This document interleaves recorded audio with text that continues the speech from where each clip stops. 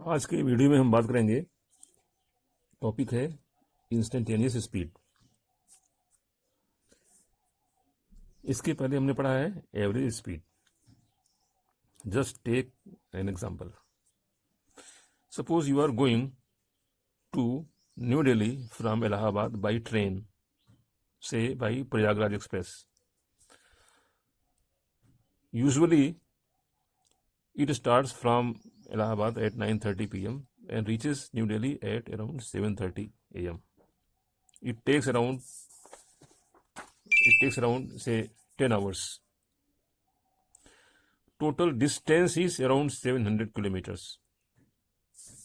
Distance is 700 kilometers and time it takes 10 hours. So average speed will be total distance covered, that is 700 kilometer, and total time 10 hours. So average speed will be 70 kilometer per hour. Now suppose you start from Allahabad. So if you take its speeds after say 3 minutes, after 4 minutes, then you will find after 4 minutes you count the speed, then you will find say around 50 kilometers per hour. And if you count the speed after 1 hour, then you will find it may be 120 kilometers per hour. So instantaneous speed means speed at particular instant. Allahabad से train चलने पे 4 minute बाद में उसकी speed जो है मान लिया 30 किलोमीटर पर आवर है। सो 30 किलोमीटर पर आवर एक पर्टिकुलर इंस्टेंट पे कुछ सेकंड के लिए आपने उसका डिस्टेंस लिया, कितनी ट्रेवल कर रही है, फिर आप नापेंगे तो वो 30 किलोमीटर पर आवर आ सकता है। एक पर्टिकुलर इंस्टेंट, एक कुछ सेकंड के लिए नापा हमने।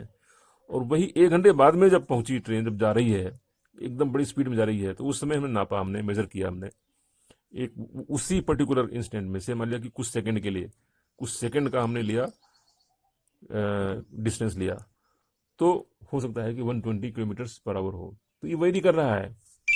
तो instantaneous speed means speed at a particular time at a particular instant. So mathematically if we see, first हम एक ग्राफ में देखते हैं। पहले हम ग्राफ बनाते हैं। अगर मान लिया ट्रेन यहां से छूटती है तो पहले उसकी स्पीड कम होती है, फिर उसकी स्पीड बढ़ती है, फिर बढ़ती है ये इस तरह से। अब यहां पे देखिए, अब यहां पे मान लिया ये टाइम है, 10 मिनट बाद में अगर नापे हैं तो हो सकता है कि हमारी जो स्पीड है, ये वाली ये डिस्टेंस है मान लिया पर मिनट जो कवर कर रही है वो बहुत कम है। और अगर मान लिया अगर 1 घंटे बाद हम नापें तो इसी ड्यूरेशन में इसने ज्यादा डिस्टेंस ट्रेवल किया। यहां पे बहुत कम, यहां बहुत ज्यादा, ये डिस्टेंस का है यहाँ पे डिस्टेंस। सो इट मीन्स अगर इसको हम मान लें dt डेल्टा टी, इसको मान लें हम डेल्टा s, यहां भी, तो इंस्टेंटेनियस स्पीड में vi will be equal to delta s by delta T.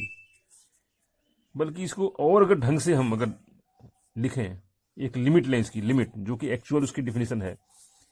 So v i will be equal to limit delta t tending to 0 delta s by delta t. क्योंकि कहीं भी हम लें, हम बहुत कम कुछ सेकंड के लिए हम नाप रहे हैं उसकी ये डेल्टा एस, उस सेकंड के लिए मिनिमम जितना हम कम टाइम लेंगे उतना ज्यादा एक्यूरेट होगा वो। And this will be equal to ds by d t. ds क्या है? Distance covered in time dt। ds by dt is basically differential coefficient of s with respect to t. So this was about, say, definition, you can say definition of instantaneous speed, ds by dt. अब इसको हम अगर हम definition लें, formal definition, तो इस तरह से होगा, बिल्कुल इसी में आएगा। ये जो हमारा जो मैथमेटिकल डेफिनेशन है उसी में आएगा। Speed at instant is defined as the limit of the average speed as the time interval becomes very very small and approaches to zero। Delta T बहुत छोटा है और जीरो की तरफ अप्रोच कर रहा है, उस समय उसकी हम लिमिट लेंगे। That will be the definition of instantaneous speed. अब इसका हम एक न्यूमेरिकल लेते हैं। क्वेश्चन है, a body is moving in a straight line along x axis, its distance from origin is given by the equation x is equal to at square minus bt cube, जहां पर t time second में है और x जो है metre में distance है। हमको निकालना है find its instantaneous speed at t is equal to 2 second. वही ट्रेन वाली बात हो गई कि चलने के 2 सेकेंड बाद में इसकी स्पीड क्या होगी।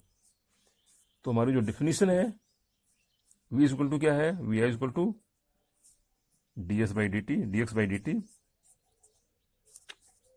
Is equal to d by d t of at square minus b t cube.